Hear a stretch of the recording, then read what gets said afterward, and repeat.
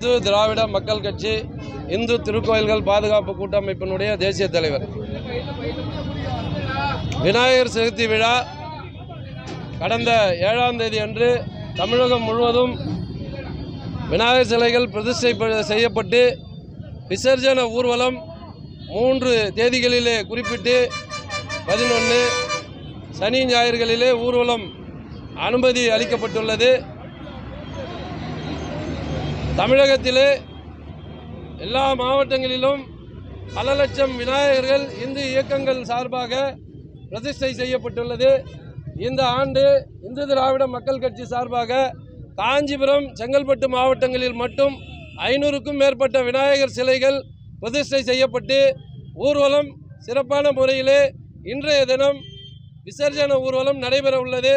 இந்த நிகழ்வுக்கு அரசு கடுமையான கட்டுப்பாடுகளை விடுத்தாலும் சிறப்பான முறையிலே எங்கள் நிர்வாகிகள் செயல்படுத்தி வெற்றி பெற செய்துள்ளனர்.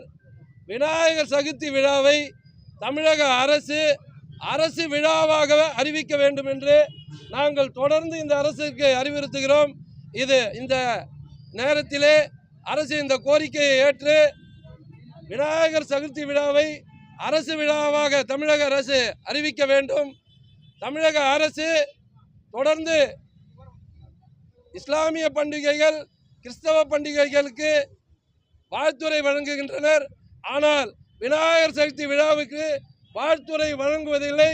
இந்த அரசு இனிமேலாவது விநாயகர் சதுர்த்தி விழாவிற்கு வாழ்த்துரை வழங்குவது மட்டுமல்லாமல் விநாயகர் சதுர்த்தி விழாவை தமிழக அரசு விழாவாக அறிவிக்க வேண்டும் என்று இந்து திராவிட மக்கள் கட்சி சார்பாகவும் அனைத்து இந்துக்களின் சார்பாகவும் அனைத்து இந்து இயக்கங்களின் சார்பாகவும் இங்கே வலியுறுத்துகிறேன். நன்றி, வணக்கம்.